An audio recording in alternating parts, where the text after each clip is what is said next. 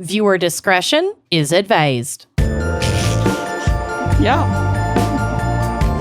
You are listening to Wine and Crime, a podcast where two friends chug wine, chat true crime, and unleash their worst Minnesotan accents. What is stuck to your forehead? It's one of my crystals. Oh, it's beautiful. Green calcite? Yes. Love.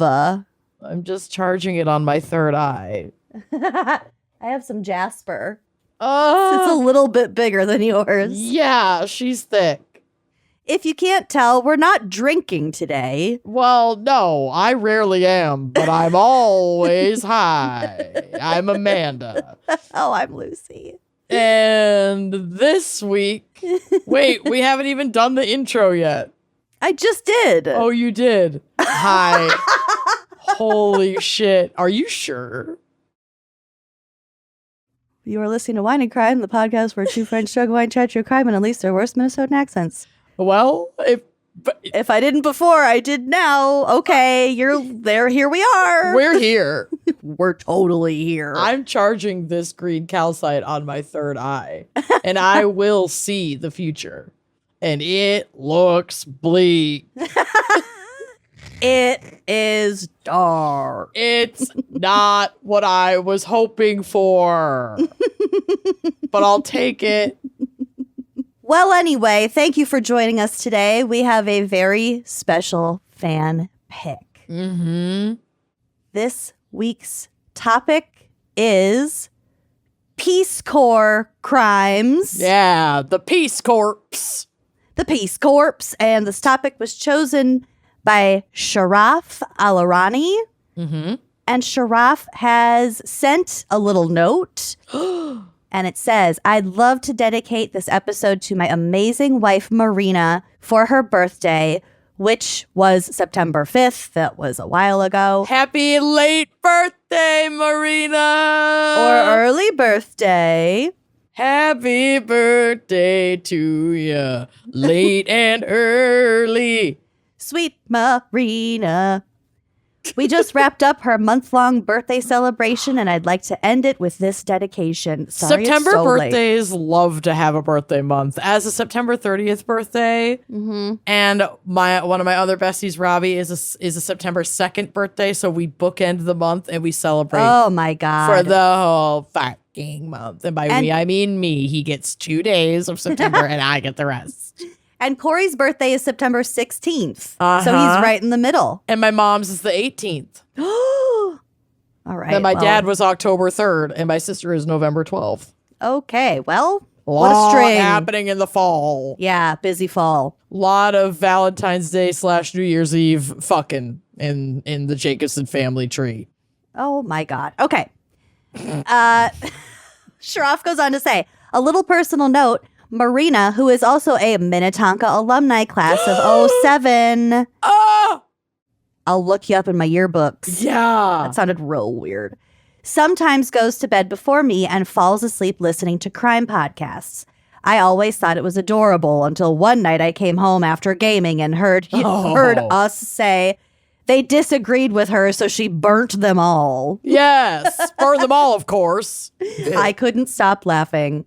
Marina's favorite cocktail is a classic Negroni with a Prosecco float, so please pair the episode with that if possible. Amanda, were you able to make Marina's dreams come true? Yeah, I can share a Negroni sbagliato recipe, which is what I will be doing for the pairing. Is that what sbagliato means? We'll get to it. Okay, well, Shut let's it down. get to it. Amanda, what is our wine crime pairing for Peace Corps crimes? As the viral audio would say, a Negroni sbagliato with Prosecco in it. So sbagliato with Prosecco in it is redundant because a Negroni sbagliato is a Negroni with Prosecco in it, period.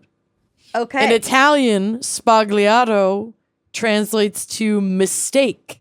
And according to legend, it was accidentally invented in Milan's Bar Basso when a bartender grabbed a bottle of sparkling wine instead of gin to make a Negroni. A true mistake. A true mistake, but then they discovered something delicious. What if we topped a Negroni, a classic Negroni with gin, with sparkling to make it taste super good? And they were like, okay, Holy shit. Sbagliato, let's fucking go. This is a bubbly, lighter spin. Oh, you don't even use gin. Ha, this is great. This is a bubbly, lighter spin on the classic, and it replaces the gin with bubbly Prosecco. The ingredients are 1 ounce of Campari, 1 ounce of sweet vermouth. I'm thinking about that vermouth from the wine tasting that we had with the sparkling water. Oh my in God, DC. that was so good. Yeah, I want that sweet vermouth, that specific vermouth. We literally had Sweet it just summertime with drink. sparkling water and like an orange slice. And it was like the best cocktail. It was so refreshing, a little lower alcohol. Oh my God, it was so good. It was so good. Yeah. But anyway, back to this Negroni. 1 ounce of Prosecco, or you could just do Prosecco to taste. Ice and an orange peel or an orange slice for garnish. You're going to add the Campari and the sweet vermouth to a rocks or highball glass with 1 large ice cube. So if you have like an ice tray with the tray in the shape of That your big beautiful boy. home state, like I do, I have a Minnesota ice tray.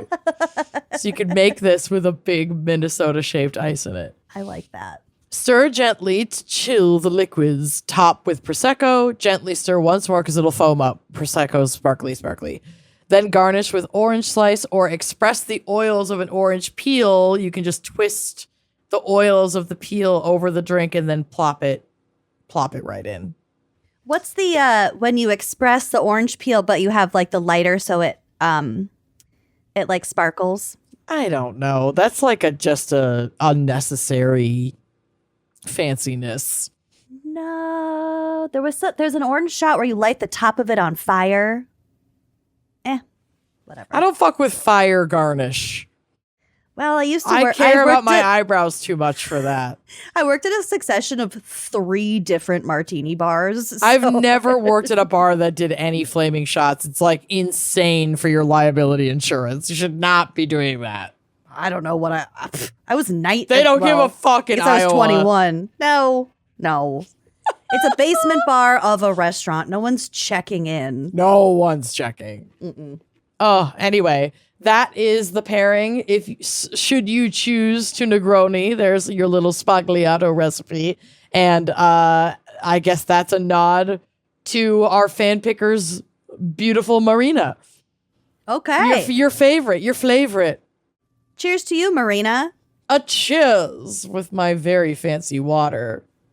Wait, I just had a flash of that bar that I worked at. the manager. I'm pretty sure he used to be like one of those like flare tenders. Because he could do all sorts of That's I who taught me how to do those. hate a flare tender. It's all coming back to me. I hate a flare tender. Oh my God. I'm having a flood of memory. I have to go. We have to take a break. All my flare tending skills are coming back. Ew, flare maxing. Quick, get me a shaker. No! Shut it down. Shut it down. Oh my God. Okay. We're going to have a word from our sponsors. I'm going to practice my flare tending and we'll be right back. I'm like Tom Cruise and Cocktail, baby. If we don't come back to you flipping a fucking shaker in the air, I'm going to be so pissed. So you better go find one to at least toss. All right. I'll be right back. We'll be right back. Bye. Starting a business is a big deal and it can be hard, especially if you're selling products that you have to like keep an inventory of and ship and get sizes, etc., etc., etc. And what is an amazing tool to make your life so much simpler if you are a retailer like we are is Shopify. Honestly, they've made everything so simple. All the tools you need to launch are already included and ready from day one. They've got your back. Shopify has these beautiful templates and AI tools that help you get a stunning site up and running super fast. You don't even need to know how to code, Right, which is a thank real God. treat for someone like us. It looks super polished and professional, and it's so quick. Shopify checkout also means more customers actually buy, and returning ones can do it in a single click. I love this. And when customers come back and actually complete the checkout process and buy the stuff in their cart, it really boosts your confidence as a business owner. You know you're doing something right. Yeah. And if questions come up, Shopify's built-in AI assistant Sidekick is ready to help you build, troubleshoot, and just keep on moving. You've got a personal assistant in your back pocket for moments when maybe you don't really feel like you know what you're doing. Shopify makes it so easy to get back on track. Shopify powers millions of businesses worldwide, from household names like Mattel and Gymshark to small businesses just getting started. Maybe just like yours. All you need is the idea. Shopify handles the rest. Start your free trial at shopify.com/gals. Start your free trial at shopify.com/gals. I love a good bargain. I loved hunting through thrift stores and garage sales and stuff like that. I love a good find. And when I find something cool, just being able to know that it's good quality, ask questions about the condition. There is magic in shopping in person, and truly Whatnot delivers that same magic online. Yeah, it's kind of like getting to tap into your love of finding those deals from the comfort of your home, because Whatnot, it's the #1 live shopping app in the United States. Shopping happens in real time with real people. They're having, like you said, real conversations. People are asking about the product. The person is telling you about the product, all happening in real time, and the deals are incredible. On Whatnot, you're connecting with sellers and other shoppers. It's like hanging out with a group that gets you. This is a fun way to shop. You almost never pay full price, and you can shop for so many different things. You can shop for name brands across makeup, perfume, clothes, handbags, jewelry, and more, all without the sticker shock. This is the place to find great deals on products that you love. I am super into all of these candies and snacks from all over the world. So I've been following a bunch of these candy and snack sellers. Fun. Yeah, I got a huge candy bundle just a couple weeks ago that I got on Whatnot, and I was so excited when that box arrived. And honestly, it arrived within 5 days of me ordering it. I was super stoked at how quick the turnaround was, and it did not take me 5 days to eat all that candy, I'll tell you that. And if you are interested in becoming a seller, maybe you have clothes or bags or accessories that are just sitting in your closet that you're not wearing anymore, Whatnot makes it super easy to turn them into cash. You can connect with shoppers who share your style and have fun going live while doing it. It's a great way to find new brands because sellers don't gatekeep, baby. Download Whatnot today and get $20 off and free shipping on your first purchase. Search Whatnot, WHATNOT, in the App Store. Sign up and start finding the best deals on the products you love with $20 off and free shipping on your first purchase. All right, we're back. Lucy. I did find my she's shaker. got her shaker. All right, you. Whoa. Wow. Woo! Really special stuff. I would kill to see you doing that during an actual shift, with the fear in your eyes. Hitting myself in the mouth with it every now and then. Jesus Christ. Next time we have a meat raffle at the Alpine, I'll Yes, you have to get behind the bar and start make some titty balls. Make some craft cocktails, craft shots. My favorite is after you shake with the pint glass and then you hit it with your palm. Yeah, you gotta get it loose. Gotta get it loose. All right. Well, what else do you have for us for Peace Corps crimes that somehow you're doing a cocktail bit for? Oh, right, because of the Negroni. Got it. Oh, right, that's my fault. Got it. Oh, right. That was 4 minutes ago. All me, 100% me. That was entirely my fault. Yeah. Got it. Okay, so the Peace Corps is a U.S. government agency that trains and deploys volunteers to communities in partner countries around the globe. Mm-hmm. The purpose of the Peace Corps is to assist other countries in their development efforts by providing skilled workers in the fields of education, agriculture, health. There has been a particular emphasis on like HIV/AIDS, trade, technology, environmental protection, women's economic empowerment, and community development. Okay. Lot of things that the Peace Corps deploys people to help with. A lot of things. Peace Corps volunteers are assigned to specific projects on the basis of their skills, education, and experience. So basically, when you want to apply, you go through a fairly lengthy interview. They to also see where's best for you to be placed. Yeah, they also typically require a college degree. So depending on like your experience, your educational experience too, you could be placed in a particular category. Once abroad, the volunteer is expected to function for 2 years as a good neighbor in the host country, make an earnest effort to speak the language and like, assimilate to the culture and like live among the people. Yeah. Yeah, to live on a level comparable to like the people your you counterparts serve. in the wherever you are. Just because I already touched on it a little bit, to join the Peace Corps, you have to be 18 years old and a U.S. citizen. There is no upper age limit.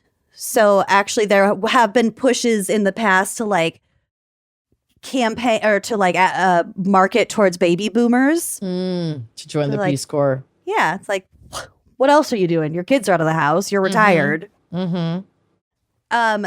So married couples can apply together, but you can't like bring your kids. You can't serve if you've ever worked in government intelligence. Okay. And the other way around, you can't serve in government intelligence for a certain amount of time after you serve in the Peace Corps. Okay. And then there's like a statute of limitations on that. They just don't want you to have personal relationships with people in conflicts of interest in countries where you may have negotiations or and we'll get to funding we'll get to more of that. So you get like 3 months of training in the United States, and then you're expected to serve for at least 2 years in your country. So while they are there, they do get paid a living allowance depending on their needs. Depends on where you are, and if like your allowance would be completely different if you were working in like, downtown Moscow versus a smaller village somewhere.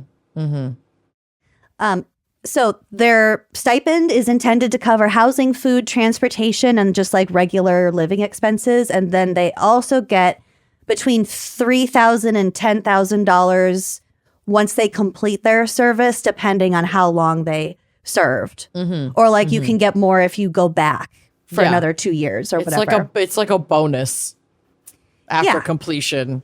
Exactly. This is how the Peace Corps describes itself today. This is from their website. For 65 years, Peace Corps volunteers have partnered with community members in more than 140 countries, putting their experience, skills, grit, and purpose to work on locally led projects. It's been called the toughest job you'll ever love.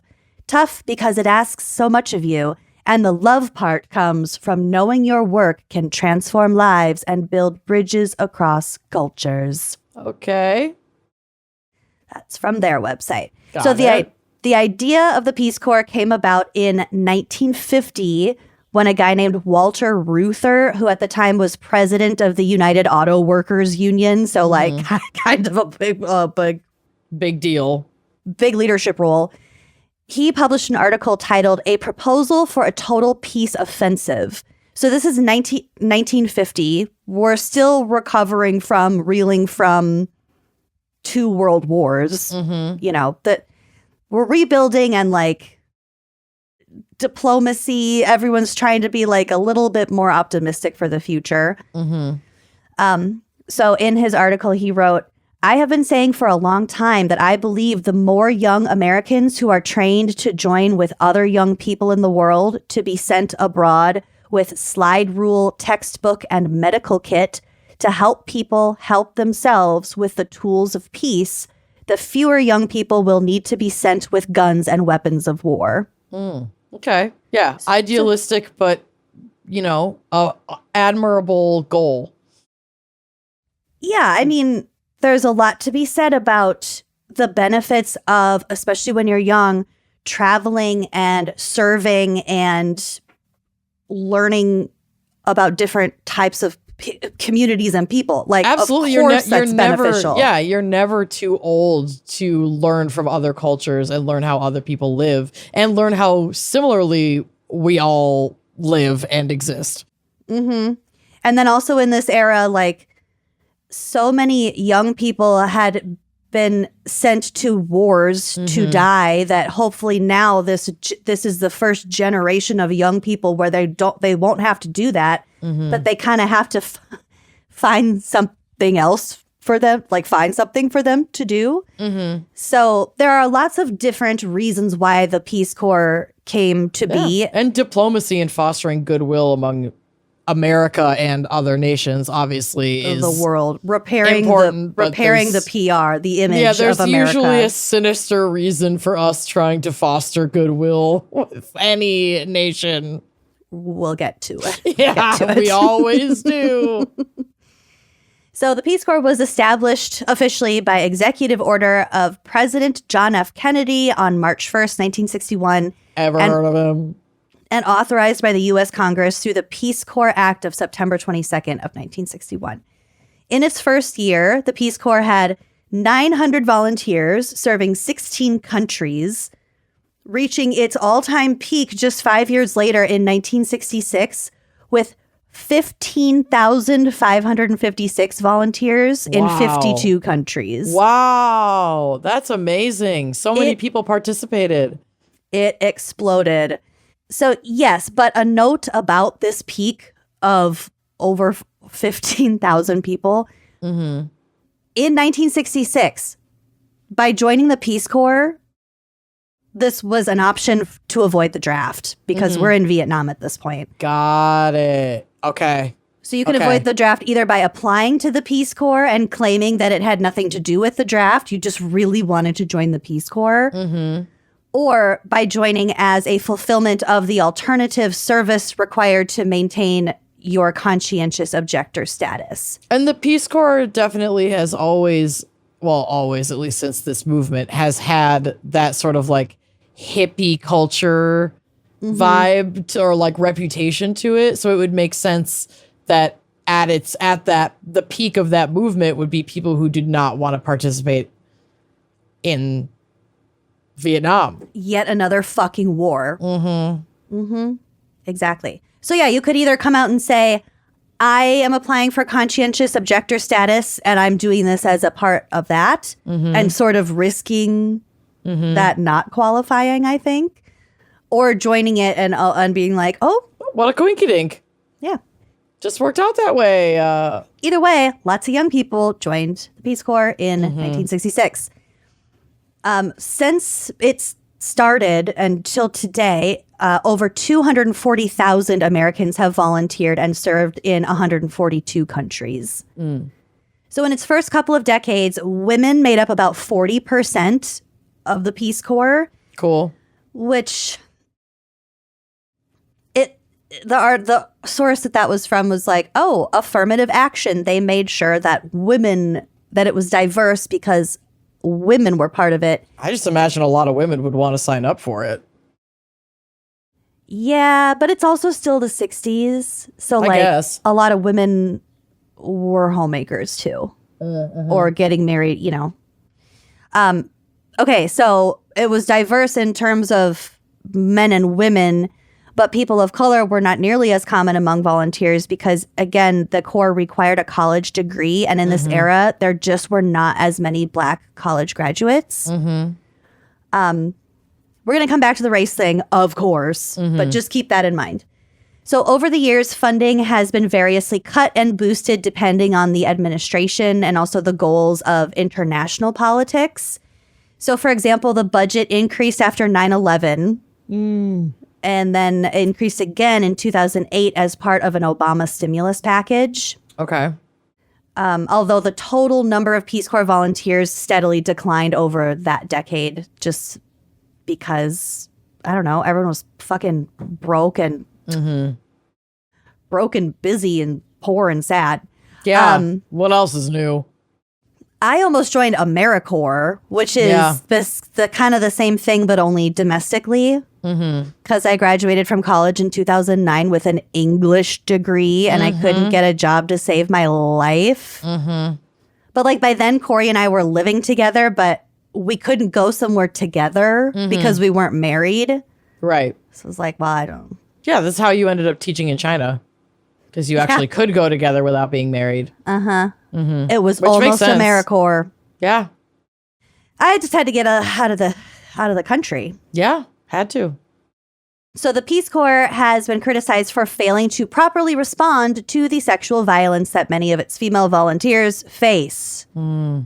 Advocates say that the Peace Corps regularly denies relocation requests or like questions/blames the victim. Yeah.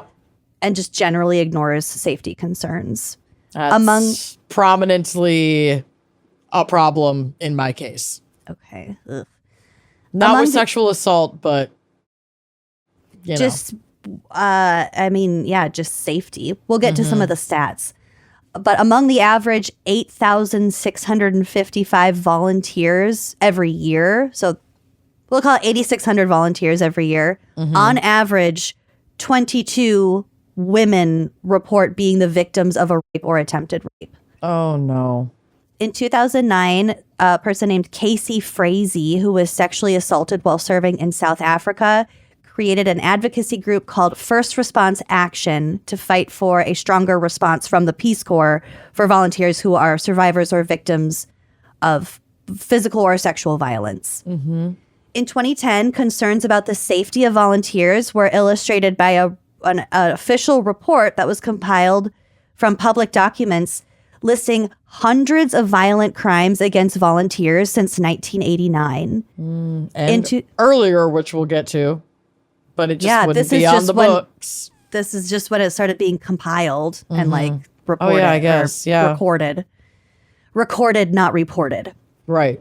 In 2011, a 2020 investigation found that more than 1,000 young American women have been raped or sexually assaulted in the last decade while serving as Peace Corps volunteers in foreign countries. Wow, that's really scary. In 2009, which was the most recent year reported according to the Wikipedia article, within the Peace Corps, 69% of all crime victims were women. 88% of them were under the age of 30. And 82% were white. Worldwide, there were 15 cases of rape or attempted rape and 96 cases of sexual assault reported against female Peace Corps volunteers. And keep in mind that not that white women don't make up a large amount of people who are victimized by sexual violence. And that statistic is not surprising considering the Peace Corps had systemic racial boundaries that kept people of color out of serving. And so statistics among an organization that predominantly accepts volunteers who are white is going to have a higher statistic of crime against white people. Right, exactly. So just one of those things about stats where you still have to use your critical thinking skills before we turn that into a talking point about white people being the victims of crime. Oh, yeah. Which is not what either of us are doing. It's just one of those stats that could be easy to manipulate. Yeah, I'm not suggesting that No. it was like it's 50-50, you know, people of color and white people in this group, which it is not. Currently, it's about 65% white. But this was also back in 2009. And you're also not evenly distributing anyone across any like particular location or same with the demographic of the volunteers themselves. So saying 82% of the victims were white is not really trying to say anything. It was just one of these statistics. But we are going to talk more about racism within the Peace Corps. Okay, so in March of 2020, for the first time in its history, all Peace Corps volunteers worldwide were pulled out of service because of COVID. That's which is kind of gnarly in and of itself, but even worse, when they got home, they were not eligible for unemployment or health benefits because they were technically volunteers and not like federal government, federal workers of any kind. Fuck that. Isn't that really fucked up? That sucks. Yeah. What the fuck? There was a push from lawmakers to like give them some sort of safety net. I'm not really sure what all became of that, if anything, but or like when they were allowed to return to service. That's wild. Because while they're serving, they're being, I know they volunteer, but they're being paid. Their living expenses are being paid. So what are they fucking supposed to do? Yeah. That's terrible. I know. In 1986, during the Reagan administration, an article in the Multinational Monitor looked critically at the Peace Corps. So while it praised the Peace Corps for its like grassroots, interpersonal, like sort of really low overhead. Like it's not this big, large agency. It's individuals going into these places. It's a government nonprofit that makes them look good, basically. It's not making us a bunch of money. It's fostering goodwill with other countries. Exactly. It's a good program. It's not the in general. It's a good program. But the article, there was a lot of criticism that I think does a good job illustrating some of the complications within the program. So this is what was written. Many returned volunteers complained that the Peace Corps does little to promote or make use of their rich experience once they return. So remember what I said, they can't work in government intelligence, which is fair, but also like it would be kind of cool if there was a little bit of a landing pad opportunity for them from the government when they came back is kind of what they're saying. Yeah, to develop a long-term career skill. Because then that's actually still a criticism today that joining the Peace Corps is just nothing more than like a resume builder where you are completely removed from your own economy for 2 years.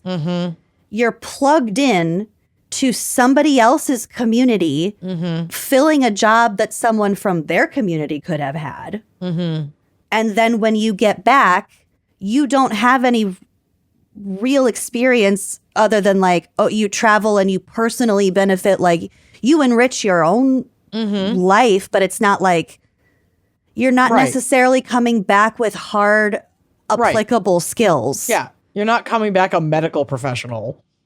Right. Or like an IT tech professional or also, a diplomat or yada, yada. While you're over there, you're just displacing local people too. So there's an argument to be made there. So a Peace Corps volunteer is sent in to relieve the local government from having to develop policies that assure equitable distribution of health care.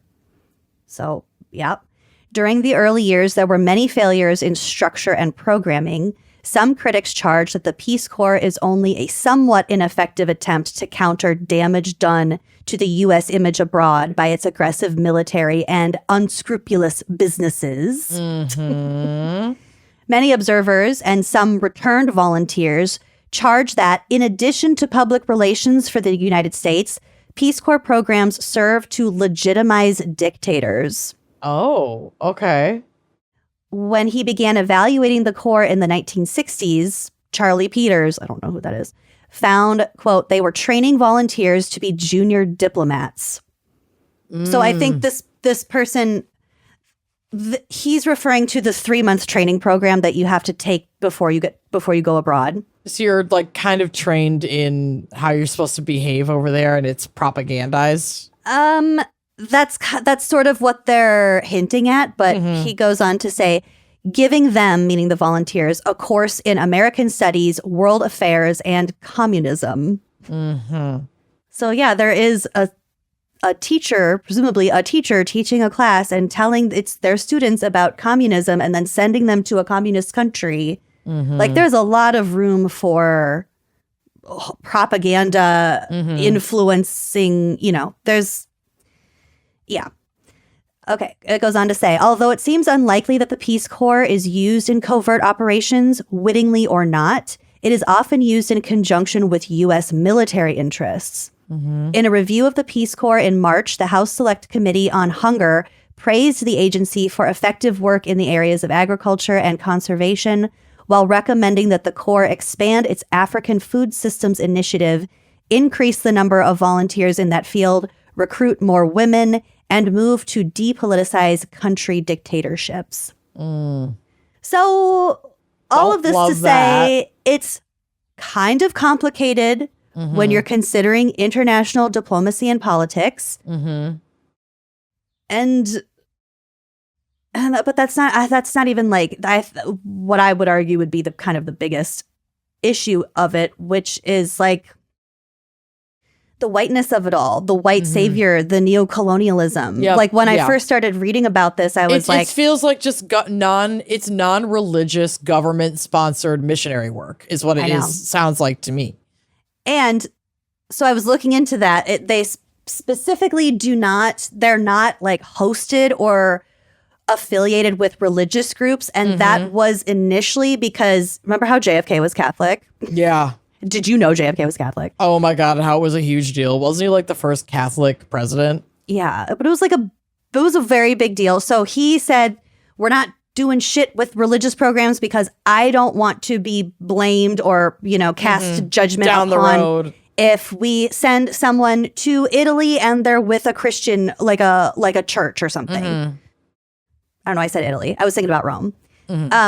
So that's kind of why, I'm sure that's not the only reason, but they are not intentionally not affiliated with religious groups. However, again, just the foreign relations of it all, it just shifts the influence from religious to political. So you still have to be pretty careful about that. And also, they kind of yanked this whole idea from an HBCU program. That doesn't surprise me whatsoever. Because it does at its roots, it's a great idea. If it weren't being propagandized and weren't actively engaging in colonialism, where it could be adjusted to be more of like a foreign exchange program where people integrate with communities by staying with host families and doing things like that and integrating into daily life with the help of actual locals who live in the community and can help foster those relationships in a more equitable way. Sure, there are all kinds of things that could be done. So it doesn't surprise me that the core idea of it would be stolen and then bastardized by the government, by white supremacy. And monopolized by, the U.S. government, which at the end of the day, their only interest is power and money. And you have the program itself is, like I said, really small, grassroots, low overhead. But the effect and the fact that it's managed and overseen by the U.S. government, we really can't have nice things. This is from an article from the Hilltop Online. But like we said, the Peace Corps was established in 1961 by executive order of JFK.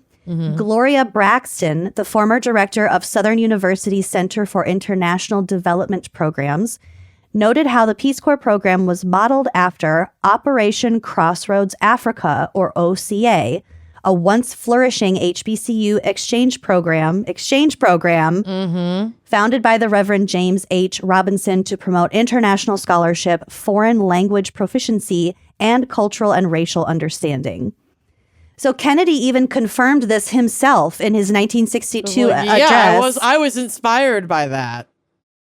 He addressed OCA volunteers who were visiting the White House, And he said in his little talk that Operation Crossroads Africa was the progenitor of the Peace Corps. Mm-hmm. That's what he said. Yep. So that's what it was. We stole it.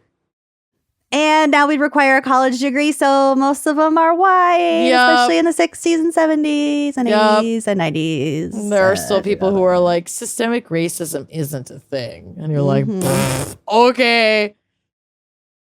Enjoy all of our student loans. We wouldn't even have to pay for college if it weren't for white people not wanting black people to go to college. College used to be free. Yeah. Yeah. Uh-huh.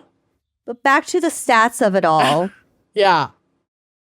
So I said that 65% of Peace Corps, and this is from a 2020 report, 65% of volunteers are white, but only 7.8% are Black Americans. So because there's also, a bunch of other people. Right. There are plenty of non-white people of color. Or non-black people of color, excuse me.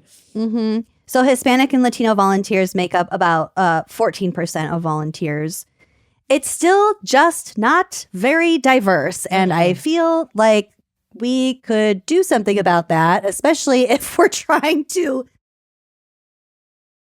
repair our image on a global level. Mm-hmm. Like this article, they were talking to graduates from Howard University who had been Peace Corps volunteers. And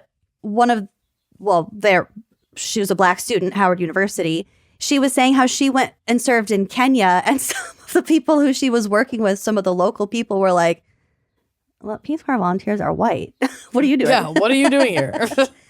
So I don't know. I think there is a lot more room for us to be a lot more intentional about what we're doing, who's doing it, where we're doing it. And for the love of God, keep the volunteers safe. Yeah. What the fuck are you doing? You're just ignoring. You're just ignoring. So, well, you'll get to continue to be angry about that. Well, good. So hold on to that. I think I will. Please do. And hold on to it while we take a quick break to hear a word from our sponsors and maybe hit some subsidies that are going to help us get through this next little portion. Subsidies? Substances. Keep up with my abbreves. Okay, sorry. I thought you said subsidies. I have government agencies on the brain. Okay, girl. That's short for girlfriend. Okay. Oh. Okay. Love that. We'll be right B after these M's from our S's. BRB after these M's for our S's. We can all agree that housing is expensive. If you rent or have a mortgage, honestly, it does not matter which one you're paying. It is gonna hurt every month. It really stings. But Built can make it feel a little bit better, and we're gonna tell you how. Built started out rewarding members on their rent, and now, as of 2026, Built members can also earn points on mortgage payments wherever they live. Every housing payment earns you points you can use towards flights with top travel partners like United and Hyatt, Lyft rides, Amazon.com purchases, and so much more. I love using my Built points towards local restaurants in my community. It's a really fun way to just get to know your neighborhood a little bit better. But here's what I think is the most underrated part. Built members also get access to a neighborhood concierge. It can make restaurant reservations, book fitness classes, and find new local spots, like I said, all while being rewarded at more than 45,000 merchant partners. It's like having a little personal assistant baked into where you live. It's so simple. Being a renter and now owning a home is better with Built. Join the membership for where you live at joinbuilt.com/gals. That's JOINBILT.com/gals. Make sure to use our URL so they'll know we sent you. Are you ready for my case? Yeah. I have the fan pick case today, so prepare to be sad. Oh, no. But for real, this case remains one of the darkest chapters in the history of the Peace Corps, so let's get into it. Deborah Gardner was born in 1953 and raised in and around Tacoma, Washington, where she very much developed that laid-back hippie vibe to her. Her parents remembered her as a woman of exceptional beauty and spirit, and that exceptional spirit continued to guide her when, after graduating from Washington State University, she felt a calling to serve others and joined the Peace Corps. So she joined the Peace Corps in the 70s and got placed in 1974. So not during that peak time, but not that long after. Okay. She's there in the mid 70s. It's still kind of in its heyday at that point. Yeah. Still very, very hippie. We don't want to go to Vietnam. Well, and if you look at pictures of her on the drive, like if you looked up, white ladies joining the Peace Corps in the 1970s, would be her photo. She's gorgeous and looks incredibly happy and excited to, have this opportunity. And I would be too. So she volunteers for the Peace Corps, and she is assigned to the Kingdom of Tonga. And this is from an article that I'm going to reference a couple of times in here. That was like a scholarly article about kind of this case that, thank God, was free. So I could actually read the majority of it. From Tacoma to Tonga. Yeah. So, quote, "The Kingdom of Tonga is an archipelago of 169 islands. The Peace Corps has been nice. The Peace Corps has been sending volunteers to Tonga since the early 1960s, mostly to serve as high school teachers, writers, and engineers. A poor nation with a limited agricultural economy, Tonga relied on American aid, and as events would show, was willing to accept American promises at face value to preserve good relations with the United States." Never do that. We'll get to that little detail later. In early 1975, Deborah arrived in the Polynesian Kingdom of Tonga, where she was assigned to teach science and home economics at Tonga High School. And she was in kind of like on the main island, like capital city of the kingdom.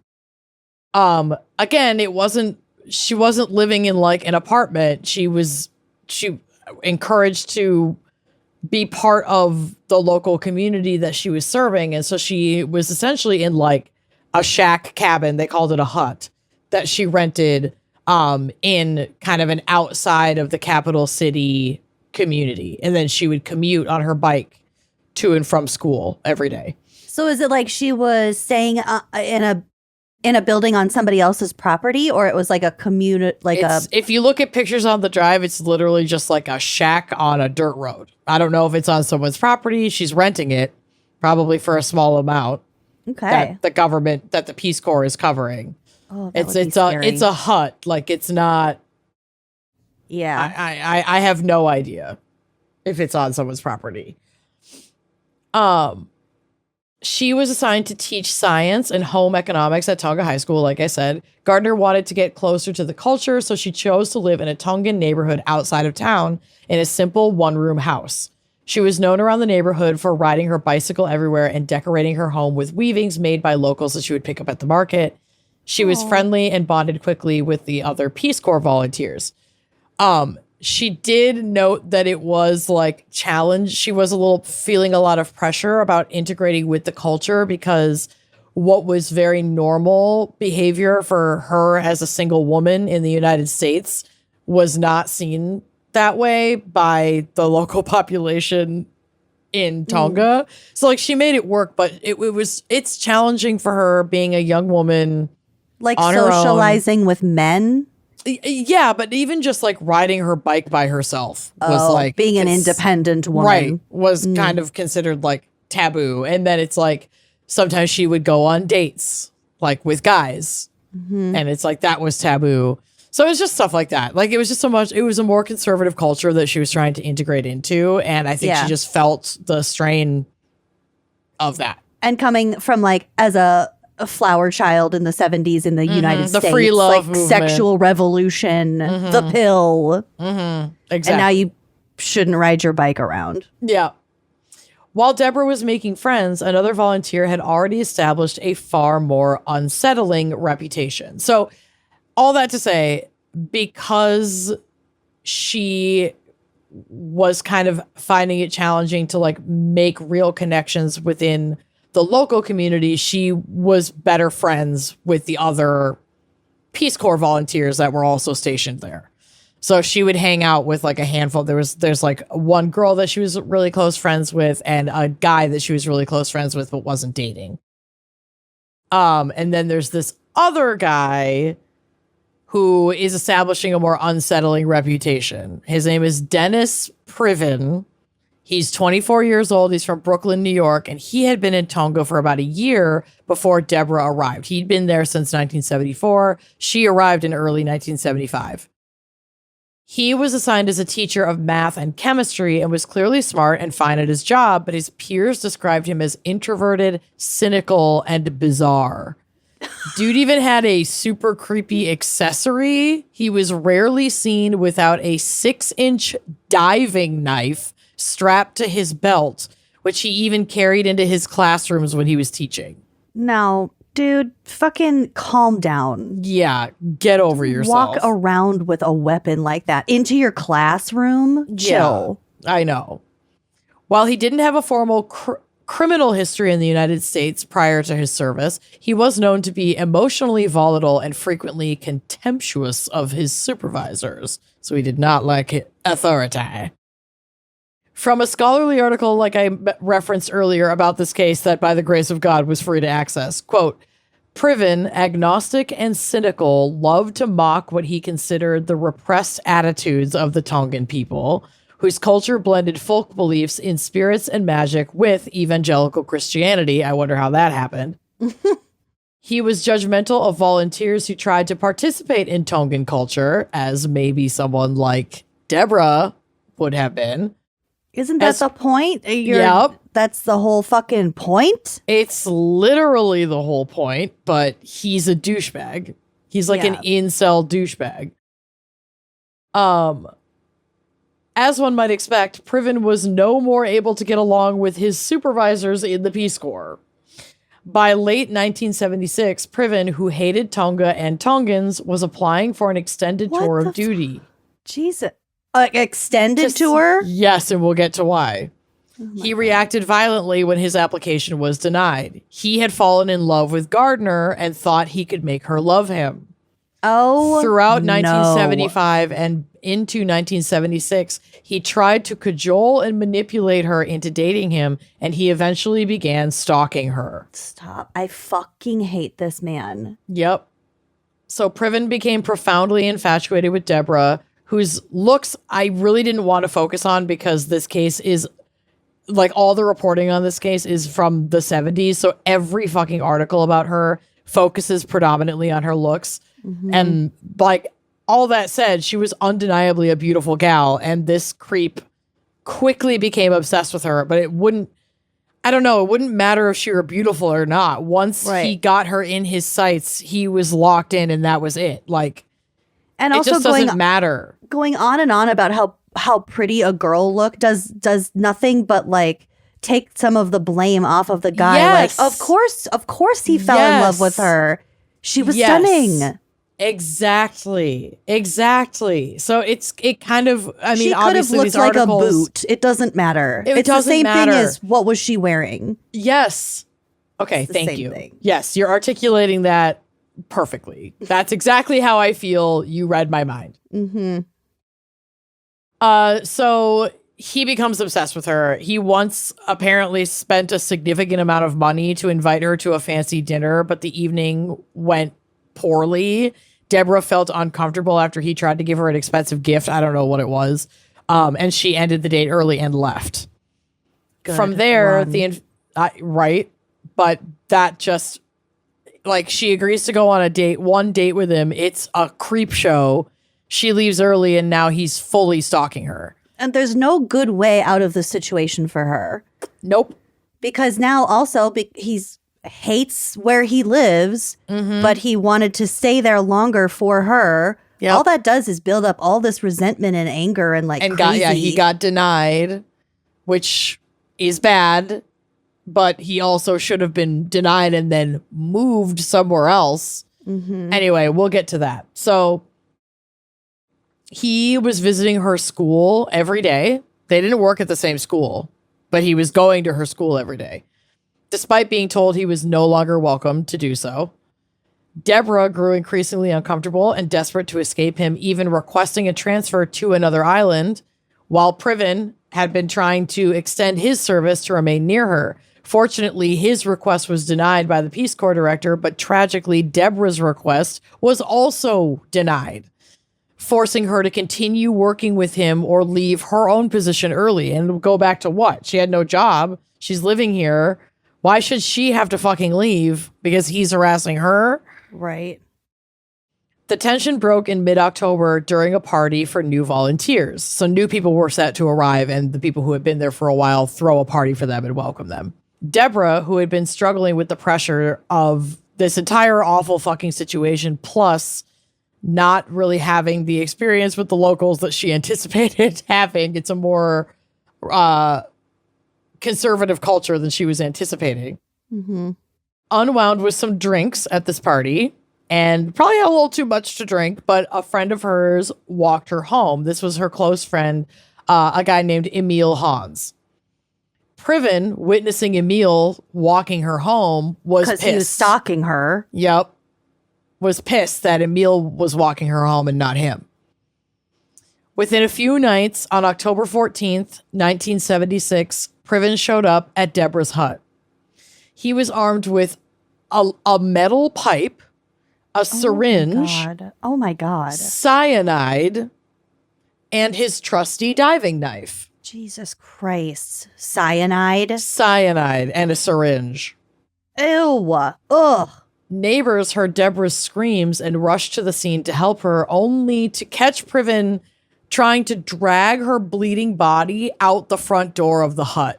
Ew. He drops her and flees on his bicycle, leaving behind a flip-flop because he murdered her in flip-flops, his broken eyeglasses, and the infamous diving knife, which was now a murder weapon. Deborah Gardner was stabbed 22 times, but was somehow alive when authorities arrived to assist her. She did ultimately die at the hospital, but before she died, she was able to name Dennis Priven Good. as the person who stabbed her. Ugh. After a half-hearted and ultimately unsuccessful suicide attempt by Dennis Priven, he made some cuts to his arms and consumed this like methadone adjacent drug called Darvin that he had been previously prescribed for painful stomach cramps. And he like took an overdose of it. It feels very performative. It's like, okay, girl. Yeah. No, you didn't. If you really wanted to. Woman. Yeah, you would. Then he turned himself into the police. What followed was a legal maneuver that many called a conspiracy to protect the Peace Corps' image. The Peace Corps provided Priven with a top-notch defense attorney and a psychiatrist who testified that Priven was a paranoid schizophrenic who believed Gardner was possessed by the devil. Well, she was a woman. Well, to be fair, you're halfway there. Witnesses both to the violence of the evening and to the history of Priven's behavior toward Deborah were suppressed in an effort to control the narrative. The court proceedings were minimal at best, and within a few short weeks of the murder, in a Tongan court with no counter experts, the jury reached a verdict in just 26 minutes. Not guilty by reason of insanity. What? Yeah. Because he thought she was a witch? His defense claimed that he was schizophrenic. He was a paranoid schizophrenic, and he thought she was possessed by the devil, and he didn't know what he was doing. And there were no counter experts for the prosecution. This was a defense team hired by the Peace Corps. Oh my God. Mm-hmm. And the deliberations were over in 26 minutes, and he was found not guilty. And basically the U.S. government was like, okay, give him back to us, and we will commit him to a mental hospital here in Washington, D.C. We'll get him out of there. will be responsible for him. He'll have some consequences. And they were like, great, here, take him back. Make sure he's locked up. Like, we know this was shady. What the hell? Mm-hmm. However, once he reached American soil, the government discovered it had no legal grounds to hold him. A U.S. psychiatric evaluation later found no evidence of insanity, diagnosing him instead with a situational psychosis rather than paranoid schizophrenia. You know what? I'm having a situational psychosis right now. Yeah, I know, me too, at the mere conversation of this. Look at her dress. I know. Cutie pie. No, I mean... Oh, her dress. The bloody one. The bloody dress. Yeah, no, she was stabbed over 20 times. Oh, my God. Yeah, she was brutally murdered. So this murderer, Dennis Priven, walks free, moves back to New York because he's from Brooklyn. He goes and works for the Social Security Administration until his retirement. Great. That's great. Author Philip Weiss noted in his 2004 book, American Taboo, about this case, that members of the Tongan government were also lied to. They were told that Priven was shot by a member of Gardner's family when he stepped off the plane that brought him home, and they were never informed that he was alive and free in the United States and that he'd never been prosecuted or put in an institution the way that they had told them they would. They were like, oh, don't worry about that. An angry family member shot him and killed him. So who told him that? Apparently the U.S. government was like, don't worry about it, Tonga. That resolved itself. That they told the Tongan government that he was shot and killed. Yep, that he was dead. So the issue was resolved. Yep, so they wouldn't have to make good on any kind of promise to like put him in a facility. God. That's just from the book. I don't know what other source they have for that, but I just thought I would note it because I wouldn't be surprised if that were true. But isn't that crazy? Yes. Mm-hmm. The Peace Corps has faced decades of criticism for its handling of the case, and like you mentioned, many other violent crimes against Peace Corps volunteers, with allegations that they covered up the murder and prioritized their reputation over justice for Deborah. Dennis Priven lived as a free man for nearly 50 years after the crime, passing away on April 1st, 2023. Oh, he just died 3 years ago. Ew. Yeah. Yeah. Ew is right. Surrounded by knives and various poisons, I guess. Who knows? The fuck is your plan for a cyanide with a syringe? I don't know. And it's like the audacity to bring all of this when we all knew you were going to use your fuck ass incel diving knife anyway. Right. Dick ass loser. Yeah. Ugh. And God. Like, if that also, he's blonde. Or at least he was at the time. No. I know the photos are in black and white, but you can tell. You can tell. It's the worst. The fact that they found him not guilty for whatever reason. Yeah, insanity. But you bring all of these implements with you. Uh-huh. That's like planning, premeditation. Uh-huh. You've been stalking her for months, weeks, whatever. Yeah. But you know what? I don't think there was really any kind of hope of a prosecution the way that we understand it. And then the Peace Corps hires some proxy to basically be an American lawyer in a Tongan courtroom. She's American too. I know, to deal with it, but like no one cares about her. No one I forgot. She rode her bike. Yeah. Well, no one was really fighting for her the way that she was pretty. It happens to pretty girls. Mm-hmm. Pretty white girls. Should have just gone out with him. Should have just been his boyfriend, right? I can't. I hate it. He's such a piece of shit. Anyway, rest in peace. We could definitely have a part 2 on this topic, I feel. We definitely could. Rest in peace, Deborah. And rest in piss, Deborah. Priven, Dennis, whatever the fuck your name is. Loser Magoo, blonde man, douche. Yuck. And knife. Special thanks to Sharaf for this. Thanks, Sharaf. This case is fascinating, and I knew very little about the Peace Corps. I had never heard of this case. Like, this was a really interesting episode. Yeah, I didn't know much about it I'm either, grateful. and the fact that there's always some fucking shadiness with anything having to do with the government, and like, I know. While the Peace Corps, everything you probably ever heard about it is I know, like, it was positive. and on paper it's so positive. Mm-hmm. And it's just, again, we can't have nice things. No, we sure can't. But we'll Anyway. keep trying. We'll keep trying. Oh, God bless.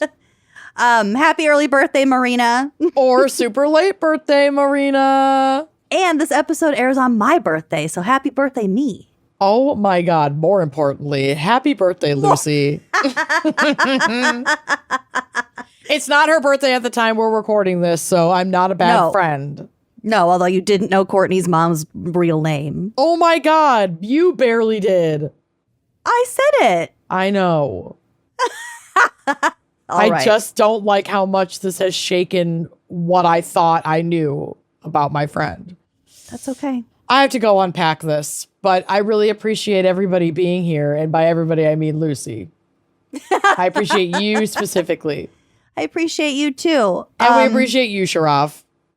Yes, and come see us on Uncorked, everyone. You can hear this ad-free, Yes. which means it's much less irritating. Yeah. Yeah, come on down. We've got a bunch of other fun bonus content on there too. So don't miss out. I love the community threads. Everybody's on there chatting. Mm-hmm. I love the monthly happy hours. We have really fun extra bonus content. I love Spooky Little Bitch. I love a mansplaining. Mm-hmm. You can call in. We can chat. We have a good time. Yeah, we have a really good time over there. Come join us. All right, we'll see you next week. Bye-bye. Like what you see? Check out more episodes and become a member to unlock exclusive content. Yeah, don't forget to like, comment, and subscribe. Bye.